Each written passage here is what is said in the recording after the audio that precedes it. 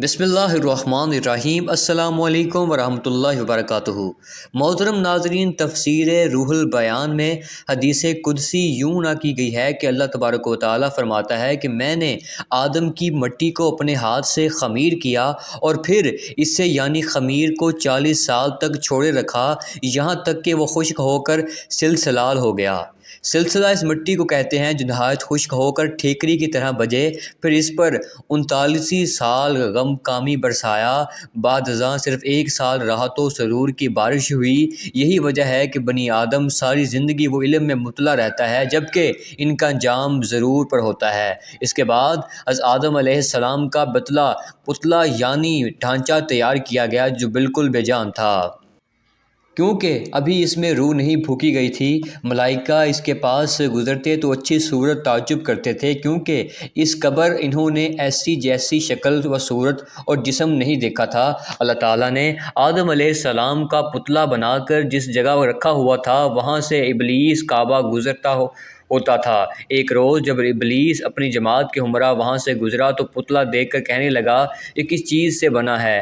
اپنا ہاتھ ان کے جسم فرمانا تو کھوکھلا معلوم ہوا، جس کے اندر گھس گیا اور پیچھے سے نکل آیا، اور اپنی جماعت سے کہنے لگا، یہ گوگلا بنا ہے، یہ کس بات پر ثابت قدم نہ رہ سکے گا؟ اب مجھے بتاؤ اے میری جماعت، اگر اس سے تم سے افضل بنایا گیا تو تم کیا کرو گے؟ جماعت نے کہا، ہم وہی کریں گے جو ہمارے مالک کا فرمان ہوگا۔ اس پر ابلیس دل میں خیال کرنے لگا، اگر مجھ سے افضل بنایا گیا تو میں اس کے تابع نہیں رہوں گا، اور اپنی تھوک جمع کر کے اٹھنے پر پھینکی جو نام کی جگہ پر گری، جسے جبرائیل علیہ السلام نے بہو میں خدا وہاں سے ہٹا دیا۔ اس کلیدی میں مٹی سے اللہ تعالیٰ نے کتے کو پیدا کیا۔ یہی وجہ ہے کہ اس میں یہ 3 خصلتیں پائی جاتی ہیں۔ آدمی سے مانوس اس لیے ہے کہ السلام کی مٹی سے اس کی پیدائش ہوئی، رات بھر اس کے لیے بیدار رہتا ہے کہ اس مٹی کو جبرائیل علیہ السلام نے چھوا، اور اس کا انسان وغیرہ کو کاٹنا اور دیگر شرارتیں کرنا شیطان کی دھوکہ سر سے زمانہ اسلام کی تکمیل ہو چکی ہے۔ تو اب اگلا مرحلہ روح پھونکنے کا تھا۔ اللہ تعالیٰ نے روح کو مخاطب کرتے ہوئے فرمایا، اس جسم میں جس کو میں اپنے دست قدرت سے بنایا ہے داخل ہونے جب جسم کی تاریکی کو دیکھا تو عرض کی کہ الہی یہ جگہ نہایت تاریک اور گہری ہے، اور یہ وہ جسم میں داخل ہونے سے معاشرن کر لیا۔ اللہ تعالیٰ نے دوبارہ پھر روح کو جسم میں داخل ہونے کا ان بشارت فرمائے، مگر روح نے پھر معذرت کی۔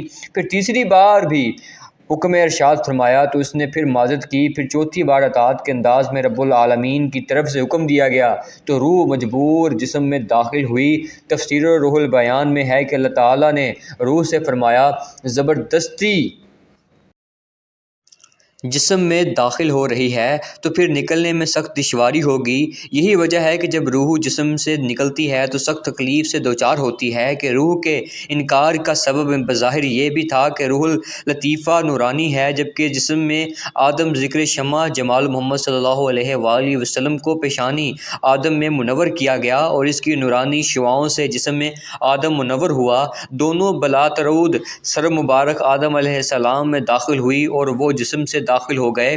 تو اب روح کا جسم میں قسم سفر شروع ہوا، سب سے پہلے اور دونوں کانوں اور زبان میں پہنچی، پھر تمام جسم میں پھیلنے لگی، یہی تھی یہاں تک کہ قدموں تک پہنچی، وہ آگے نہ کوئی نہ تھی۔ واپس علیہ السلام کو جی آ گئی، یہی وہ پہلی آواز تھی جو روح کے داخل ہونے کے بعد جسم میں آدم سے آئے، اور یہ چیزیں کہو الحمدللہ رب العالمین۔ تو پھر آدم علیہ السلام نے یہ الفاظ کہے، اور یوں وہ پہلے الفاظ تھے جو زبان آدم سے ادا ہوئے۔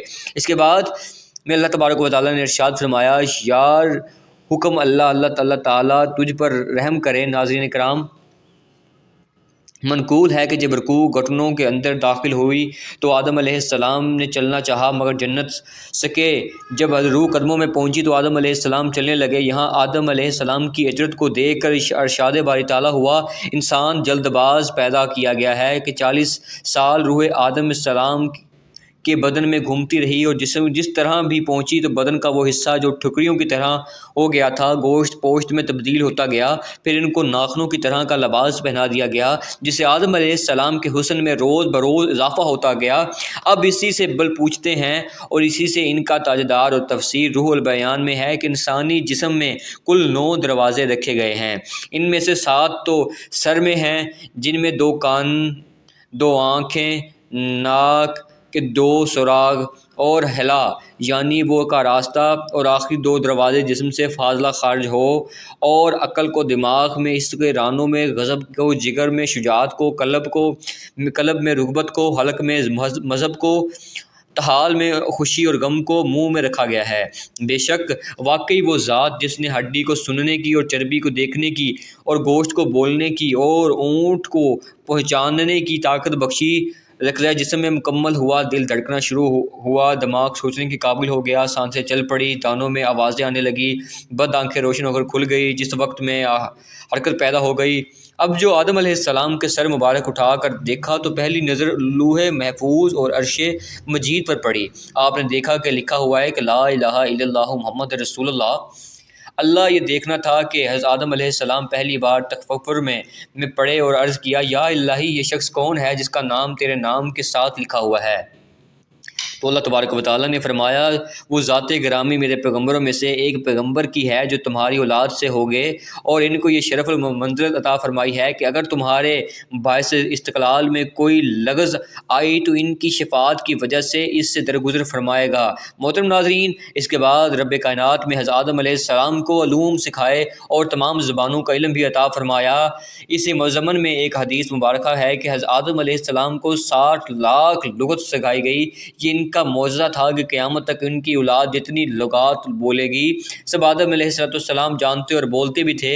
واللہ حضرت آدم علیہ السلام کو اللہ تعالیٰ نے تقریباً 1000 سال کی طویل عمر عطا فرمائی۔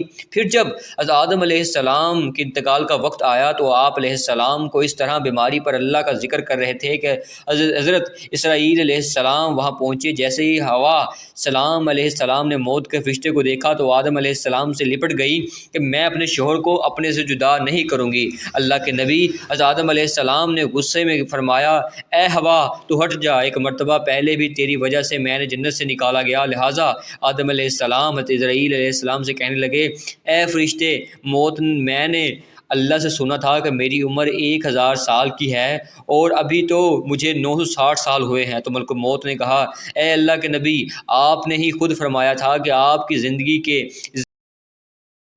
40 سال آپ کے پوتے داؤد علیہ السلام کو دیے جائیں۔ یہ سن کر حضرت آدم علیہ السلام خاموشیوں میں، پھر آپ علیہ السلام کی روح قبض کی گئی، آپ کو غسل فرشتوں نے دیا اور جنت کی خوشبو آپ علیہ السلام کے جسم مبارک پر لگائی گئی تھی۔ پھر آپ علیہ السلام کے جنازے کی نماز فرشتوں نے حضرت جبریل علیہ السلام کے پیچھے آ گئی اور زمین کھود کر آپ کی تدفین کی گئی اور تمام انسانوں کے لیے اللہ کا حکم نافذ کیا گیا، جب بھی کسی کا انتقال ہو تو ان کے جسم کو ایسے ہی دفن کرنا۔ ناظرین، کیسی لگی آپ کو آج کی ہماری معلوماتی ویڈیو؟ اپنی رائے کا اظہار ضرور کیجیے گا۔ ناظرین، کمنٹ باکس میں اللہ تعالیٰ کے 99 ناموں میں سے ایک نام ضرور ٹائپ کریں اور ہمارے چینل کو سبسکرائب کر لیں تاکہ ہماری ہر آنے والی موٹیویشن ویڈیو آپ کو ضرور مل سکے۔ شکریہ، جزاک اللہ خیر۔